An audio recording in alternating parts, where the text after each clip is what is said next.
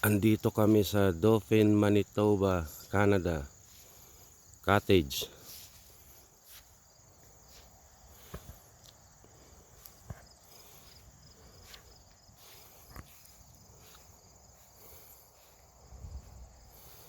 Laki ng property oh.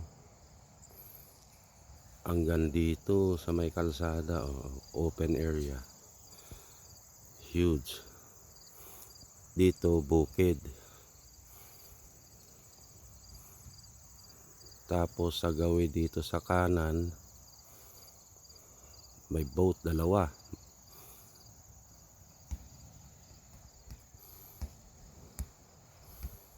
Tapos doon na yung lake, mga 10 akbang lang, nandun ka na sa Pisingan. Hanggang alas 11 kami nagpipishing kagabi. Ngayon hindi kami makapag-fishing kasi maalon. Ngayon hintay namin tumila ang alon. Ayan ang property, ang laki oh. Hanggang doon oh, sa may puno. Hanggang dito sa may pick up. Tapos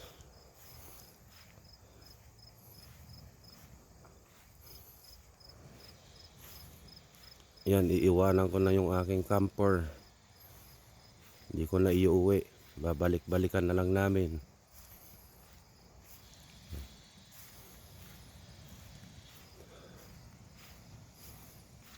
Yan yung aking camper. Diyan na yan. Iiwanan na yan dyan. Pag weekend, babalik-balikan na lang namin dito. Ang luwag ng lote. Kahit ilang pamilya ang pupunta dito. Yan yung malaking trailer.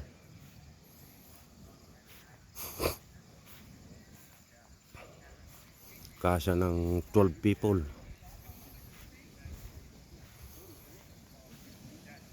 Kaya lang dito kami. Ito yung akin.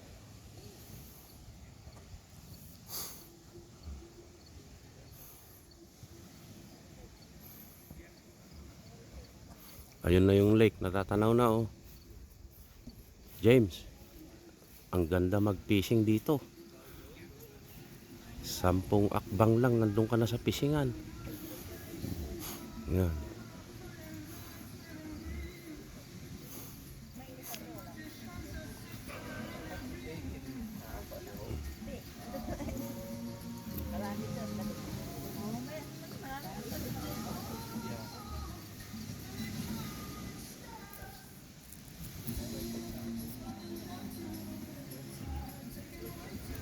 Yan oh, mula dito, itong kinatatayuan ko, andito yung malaking camper. So, mga gustong matulog sa tent, pwede, ayan oh.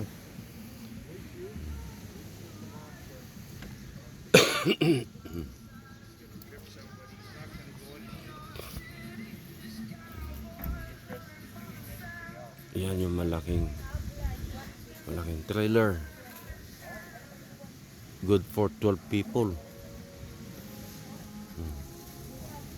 Nandito kami kagabi oh. Hanggang alauna kami dito kagabi. Nag-fishing kami hanggang alas 11 kasi may ilaw na malakas. Diyan, may ilaw na malakas diyan. Maliwanag. Habang nagpipishing, ayan na oh, ayan na yung fishingan, James. Pag nakahuli, hindi ka na mapapagod mag-akyat tanaog. Oh. Nagasidag. Natatanaw namin yung riding mountain doon, oh, pagka walang ulap. Yung riding mountain doon sa other side of the lake. Nag-fishing kami kanina alas 6. Kaya lang maalon. Umakyat uli kami. Nakahuli lang ng isa kahapon. Isang walleye. Good size, 22 inches. Dito na, fisingan na yan. Ayan na, oh. Lagay mo upuan mo dyan. Maghapon ka na dyan hanggang gabi. Mabula pa naman yung tubig, oh. May isda dyan. Saka dito malayo, malapit. Kumakagat ang isda.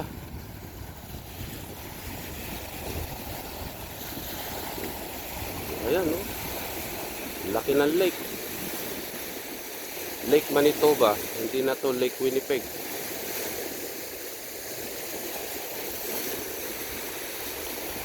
Yun, doon yung riding mountain doon, yan.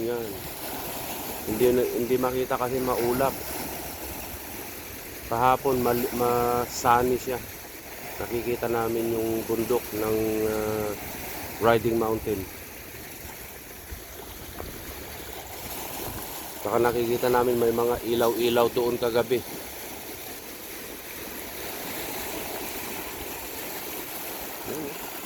Napakaginhawa mag-fishing, hindi ka na mapapagod sa pag-akyat panaog ng isda. Panay cottage dito. Yun, panay cottage dito, oh, lahat ng gilid diyan may cottage.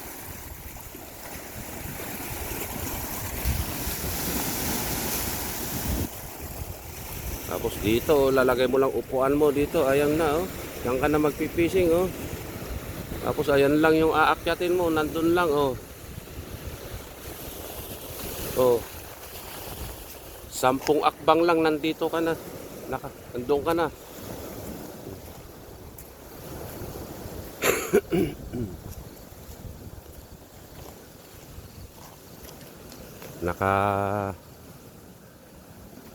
Nakakuha tayo ulit ng bagong spot sa pagpipishing na mas maganda, mas mainam, mas conveniente.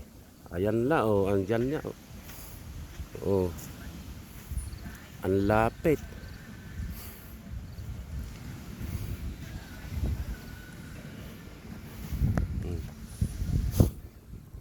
Pagka nagugutom ka, kuha ka ng kape, ayan lang.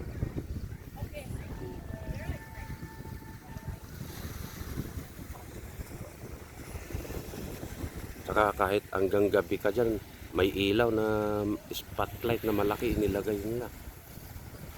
Hindi ka mag-fishing hanggang gabi. Kaya lang mahangin ngayon, mamaya. Titignan namin pag gumanda na.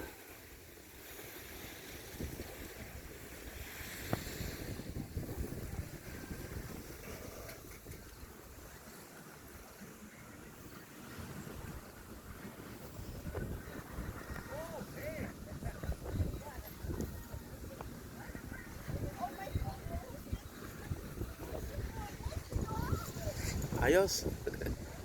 Dito na tayo, wala nang hikla.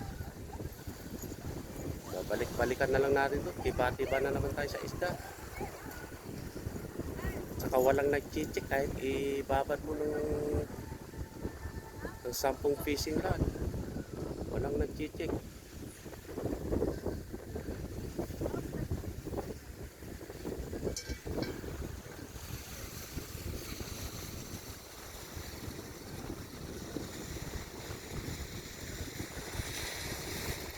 Saka lahat ng nakakausap ko dito na taga dito, May, June, saka September, October, saglit lang daw, sunod-sunod ang kagat.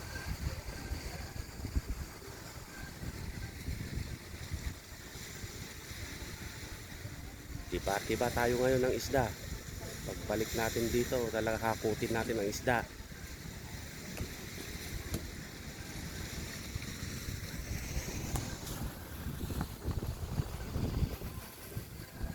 Ito yung mga kasama namin,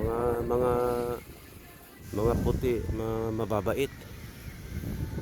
Tsaka gusto nila ang ugaling Pinoy. Kumakain nga sila ng tuyo, pusit. Nagluluto sila ng pusit.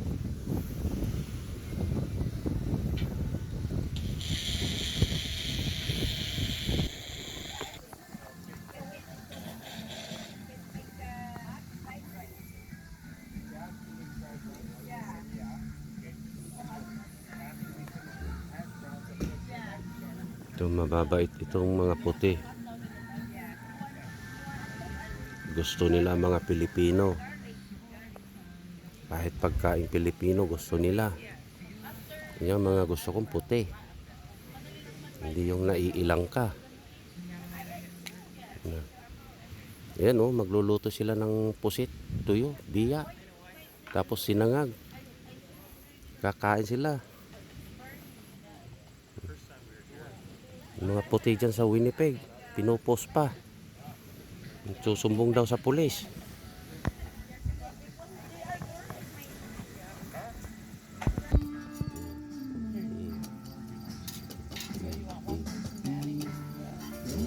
We have a baby.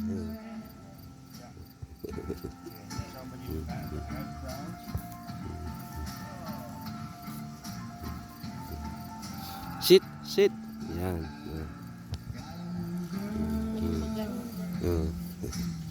Sit, sit. Bag, push your bag up. Bag, Oh, okay. Up, up, up ka, up. bag, Up. bag up. There's no food.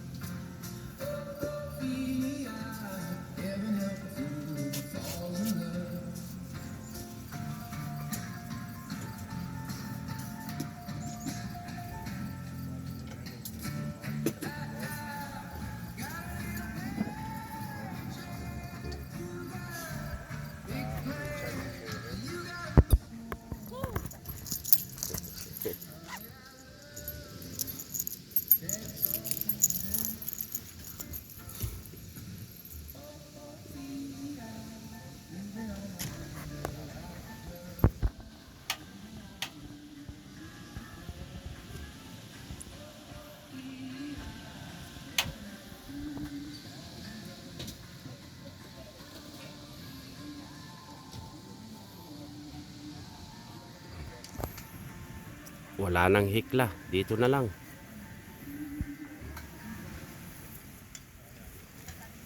Bagong spot. Goodbye hikla.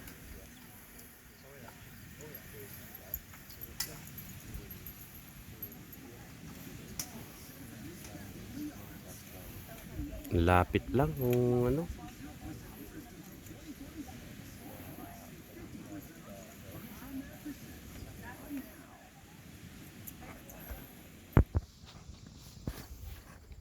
Yan, dito naman kami natulog.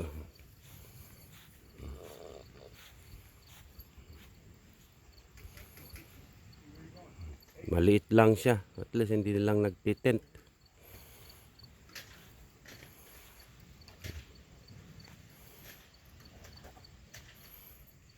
Ayun yung ginamit kong panghila.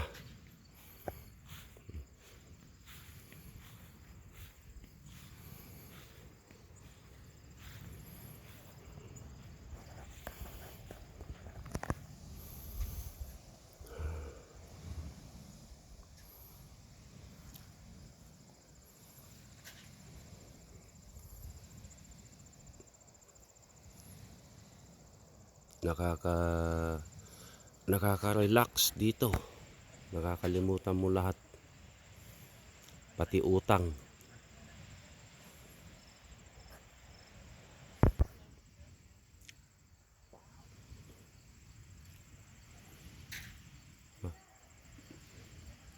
Saka tahimik. Yung mga kapitbahay dyan, no? Pahingaan lang nila dito.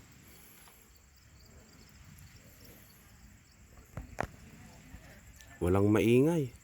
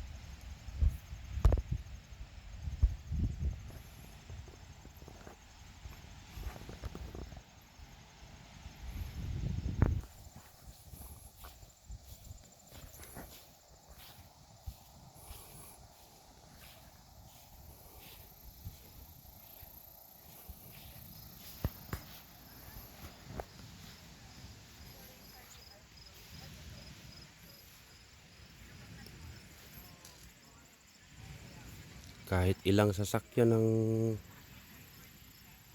dalin mo dito. Ang luwag ng space.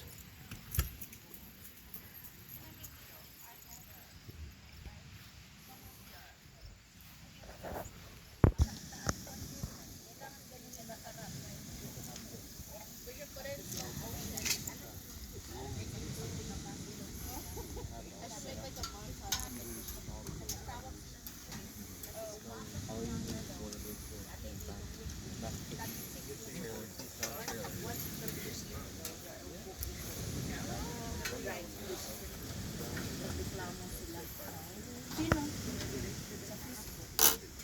Ayaw ano? Yeah, nabasa namin yun. Sa 204?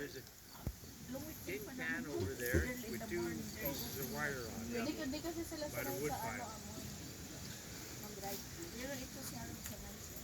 Kumakain, nagluluto kami sa likod. Kasi di pwede sa loob ng bahay kasi siya na stay. Siya nagluluto, hindi kami. Doon, nagpunta kami sa asin na rito. Hindi na pala. Nagluto kami ng bayan na kasi.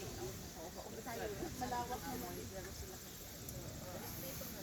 Dito kami kagabi, oh. Ang laki ng fire pit. Laki ng apoy dito kagabi.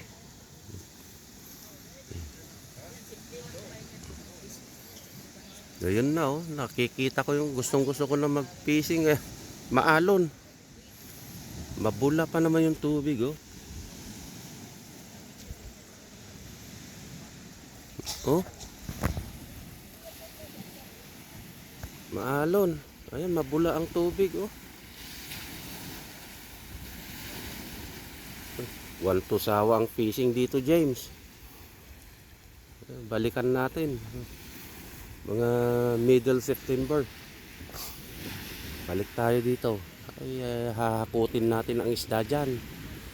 Ang lalaki daw, sabi nung matanda na nandito. The old big size, na. There's no small size, all big. Adayo asideg.